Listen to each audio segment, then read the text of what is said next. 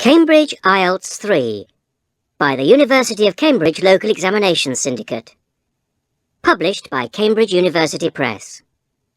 This recording is copyright. Test 1. You will hear a number of different recordings, and you will have to answer questions on what you hear. There will be time for you to read the instructions and questions, and you will have a chance to check your work. All the recordings will be played once only. The test is in 4 sections. Write all your answers in the listening question booklet. At the end of the test, you will be given 10 minutes to transfer your answers to an answer sheet. Now turn to Section 1.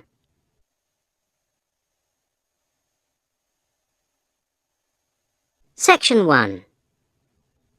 Listen to this telephone conversation between Janice Biggins, who works for a house renting agency, and John Anderson. First, you have some time to look at questions 1 to 6.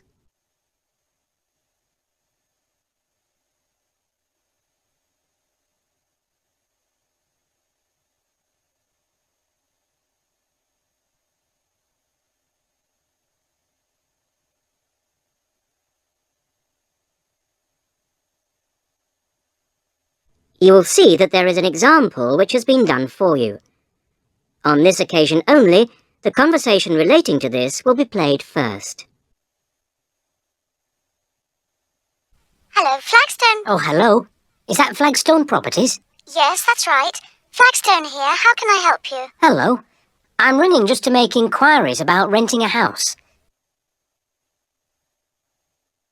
The name of the agent is Flagstone, so Flagstone has been written in the notes. Now we shall begin. You should answer the questions as you listen, because you will not hear the recording a second time. Listen carefully to the first part of the conversation and answer questions 1 to 6. Hello, Flagstone. Oh, hello. Is that Flagstone Properties? Yes, that's right. Flagstone here. How can I help you? Hello.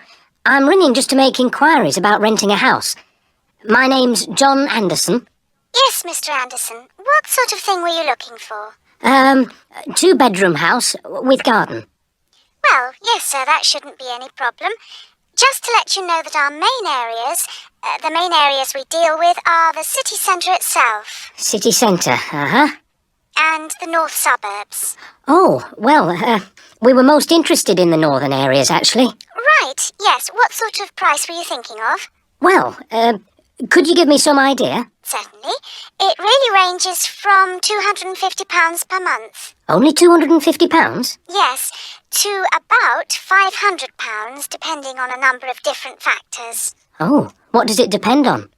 Well, obviously the quality of the area, and then whether there's a garden.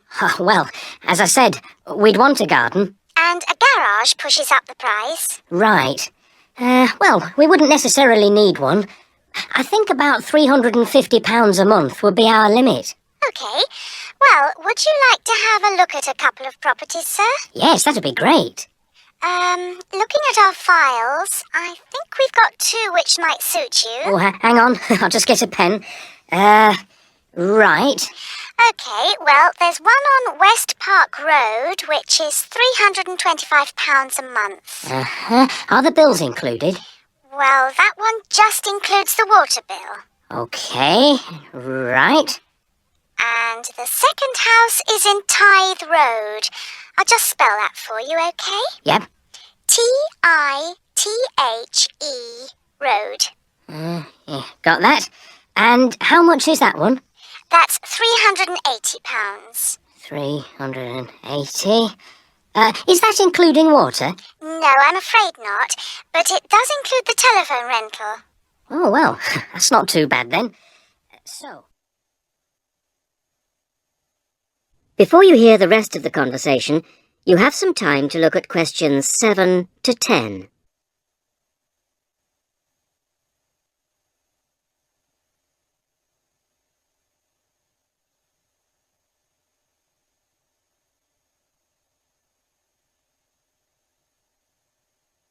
Now listen and answer questions 7 to 10. So when would you be available to see them? Well, I'll be in town next week, say Thursday. No, I'm sorry, we don't have any availability for Thursday. How about Wednesday afternoon? Okay. That's fine. Would 5 be okay? Yes, fine. 5 o'clock it is. Just come to the Flagstone offices. Oh, before I forget, what sort of things do I need to get done, to rent with you? Well, the most important thing is a letter from your bank. No problem. And then a reference letter from your employer. Yes, that's okay. Great. And then we would need you to give 2 weeks' notice of moving in. Right, 2 weeks' notice. And what about a deposit? That's 1 month's rent, whatever the amount is. Okay, 1 month. Is that it? No, sorry, one more. You will have to pay for the contract. Oh yes, I'd forgotten about that. Okay, fine. So I'll start arranging those, and I'll see you next week. Yes. Thanks very much. Bye. Goodbye.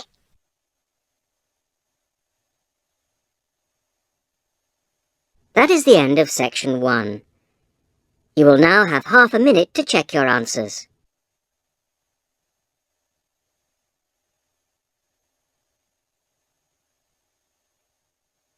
Section 2.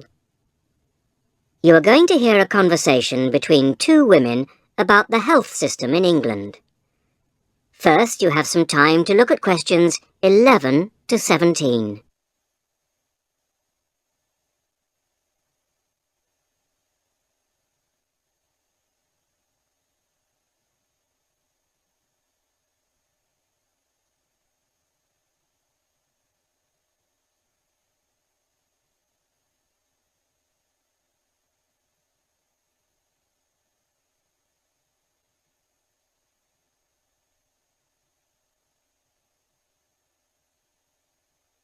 Now listen to the first part of the conversation and answer questions 11 to 17.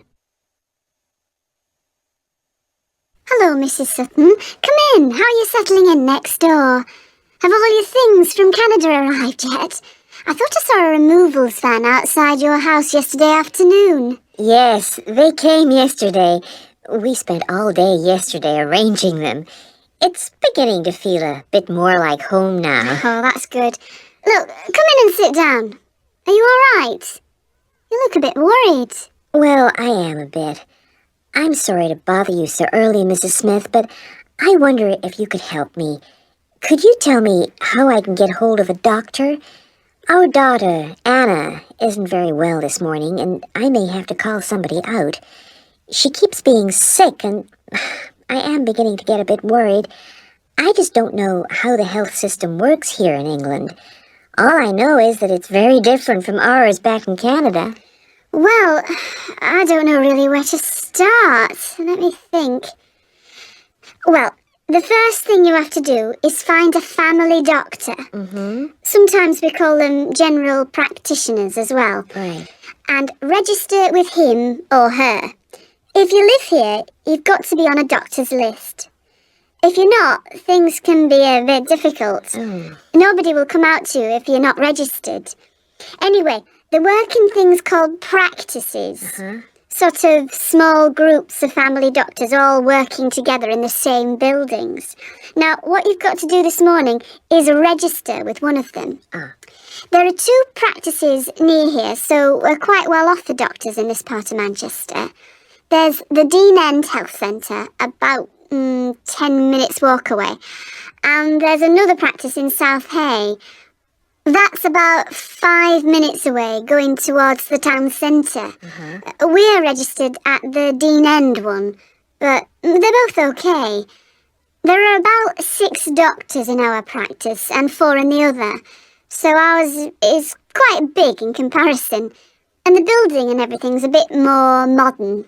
South A is a bit old-fashioned, but the doctors are okay. Their only problem is that they don't have a proper appointment system. Sometimes you have to wait for ages there to see someone. Anyway, you go to the receptionist in whichever health centre and ask her to register you with a doctor there. You have to fill in a form, but it doesn't take long. Ours is called Dr. Jones, and we've been going to him for years, ever since we moved here 15 years ago. I wouldn't say he's brilliant, but I suppose he's all right, really. We're used to him now. They say he's very good with elderly people, but he does tend to get a bit impatient with children. Listen, the one who's supposed to be really good with small children is Dr. Shaw. I've heard lots of people say that. She's young and she's got small children of her own, so you could try registering with her. And if her list's full, I heard somebody say the other day that there's a really nice young doctor at South Hay, a Dr. Williams. He holds special clinics for people with back trouble, but that's not really your problem, is it? Now you have some time to look at questions 18 to 20.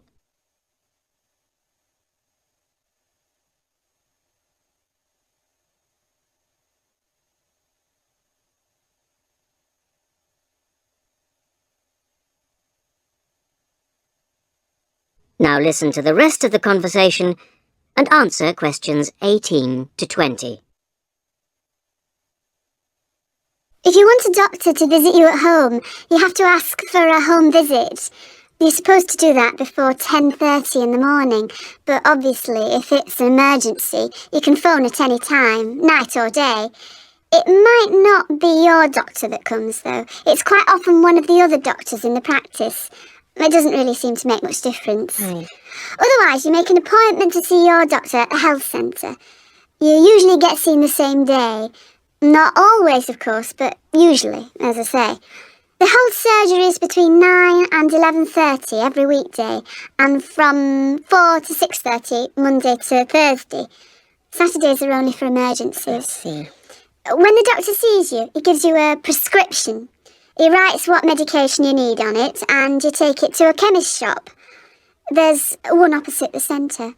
If it's for a child under 16, you don't have to pay, so if it's for Anna, there's no problem.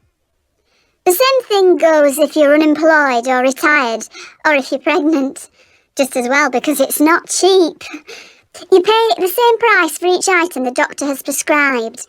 At the moment, it's something like £5 per item. So you pay for the medication, but the consultation with the doctor doesn't cost you anything. It's completely free as long as you're a resident here. You're going to be here for 3 years, aren't you? So, well, there shouldn't be any question of you paying anything to see the doctor. So that's one less problem to worry about. Look, Mrs. Sutton, if you want, I'll sit with your daughter for half an hour if you want to go down to the health centre to register. It's no trouble, really, don't worry. Are you sure you wouldn't mind? That would really help me a lot. I'll ask them if they can send someone round later to see Anna. I think I'll try the Dean End Centre. Good idea. Don't worry about Anna. Right. I'll be back as soon as I can.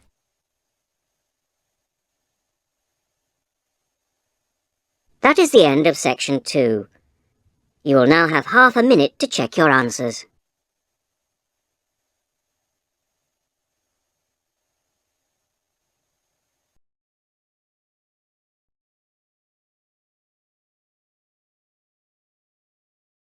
Section 3.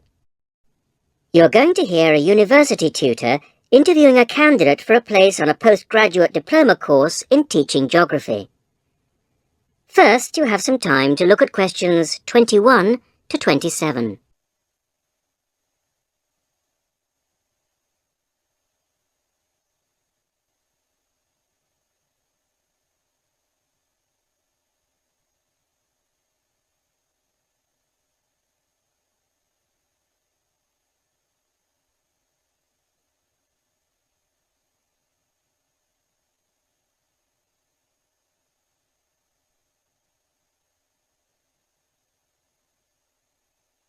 Now listen carefully to the first part of the interview and answer questions 21 to 27.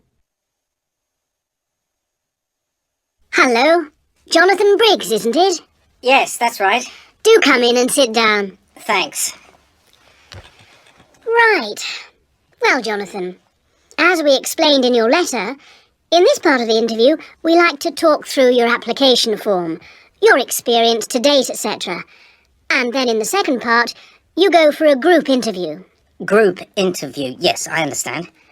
So, your first degree was in economics? Yes, but I also did politics as a major strand. And you graduated in 1989. And I see you've been doing some teaching. Yes, I worked as a volunteer teacher in West Africa. I was there for almost 3 years in total, from 1990 to 1992. How interesting. What organisation was that with? It's not one of the major ones. It's called Teach South. Oh, right. Yes, I have heard of it. It operates in several African countries, doesn't it? And what kind of school was it? A rural cooperative. Oh, a rural cooperative. How interesting. And what did you teach? A variety of things in different years. I did, with forms 1 to 3, mainly geography, and some English with form 5. Then in my final year, I took on some agricultural science with the top year. That's form 6. Right. Quite a variety then.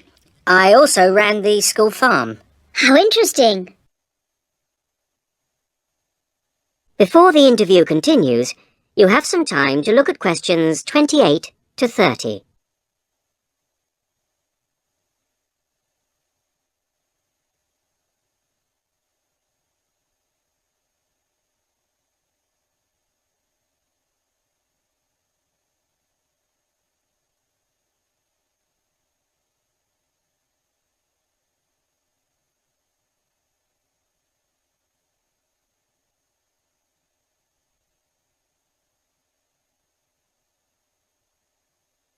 Now listen to the rest of the interview and answer questions 28 to 30.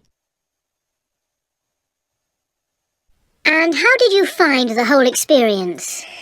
I'll be honest with you. At the end of the first year, I really wanted to leave and come home. Oh, why was that? Well, I was very homesick at first and missed my family. Oh, yes, I can understand that. And I also found it frustrating to have so few teaching resources. But I did decide to stay, and in the end I extended my tour to a 3rd year. Right. Things must have looked up then. Yes, we set up a very successful project breeding cattle to sell locally. Really? And then, after a lot of hard work, we finally got funds for new farm buildings. And you wanted to see things through. Uh-huh. And that's why you want to train to teach geography. Yes. I've had a couple of jobs since then, but I now realise I like teaching best. And I chose geography because it's my favourite subject. And also because I think it has so many useful applications. Well, you certainly have had some interesting work experience. I'll ask you now to go on to the next stage of the interview.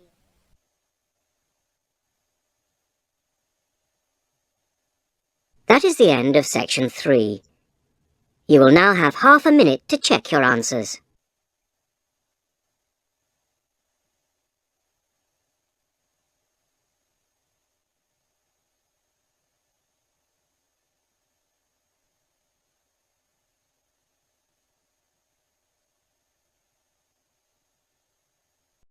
Section 4. You are going to hear a radio talk on back pain given by Dr. Paula Clayburgh of Liverpool's Wilton Clinic. First, you have some time to look at questions 31 to 40.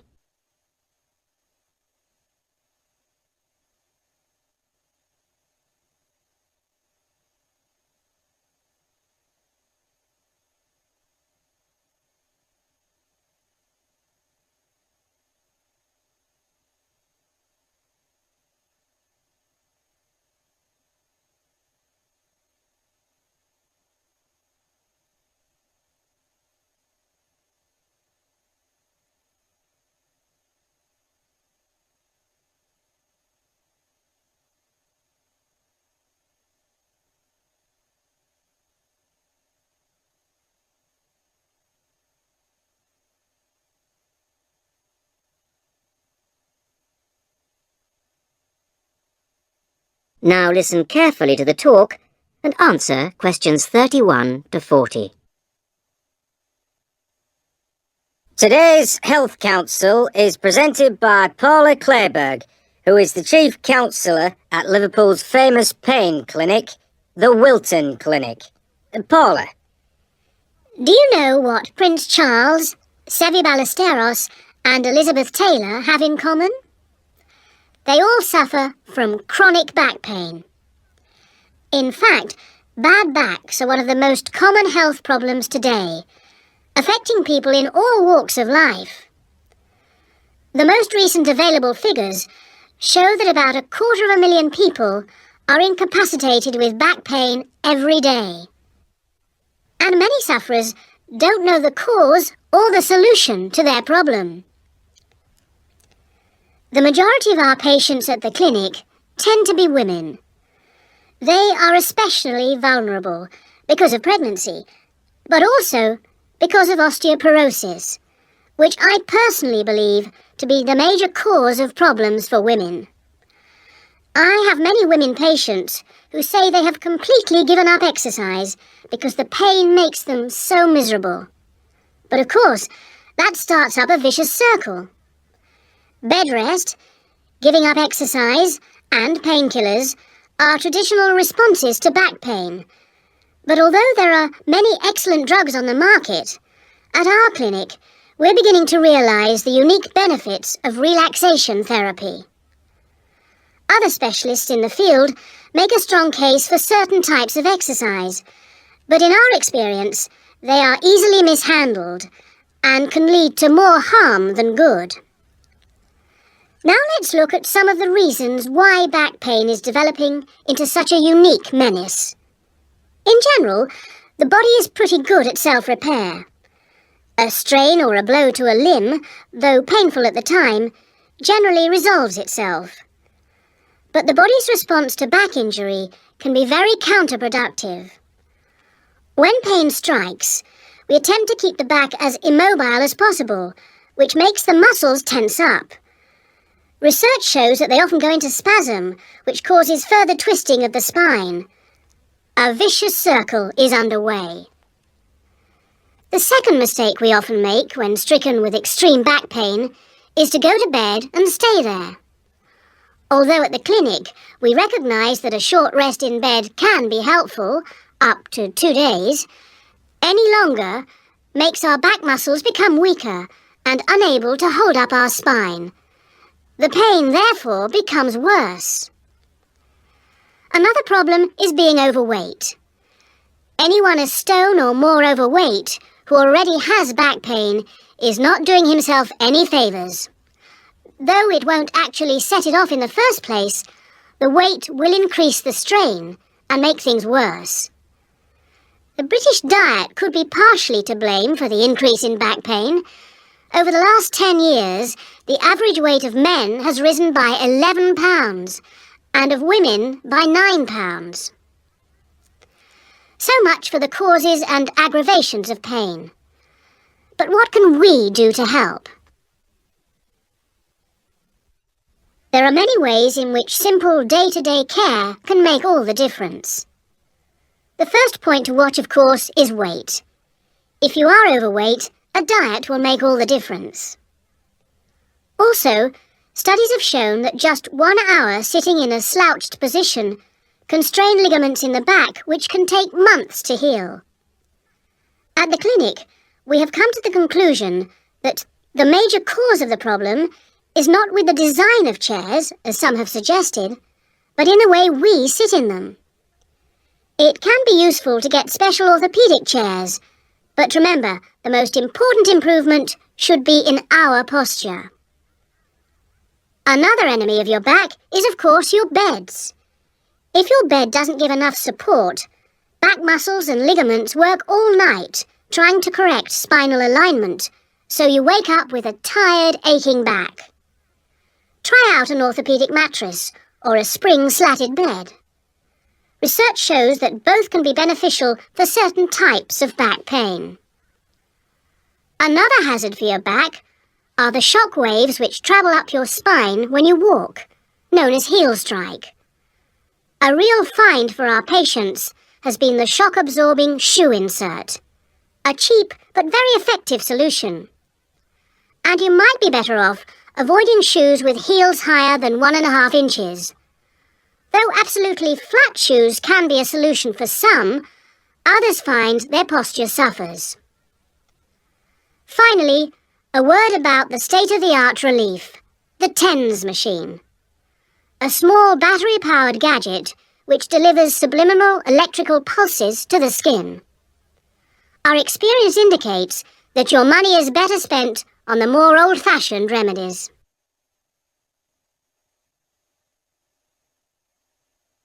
That is the end of section 4. You will now have half a minute to check your answers.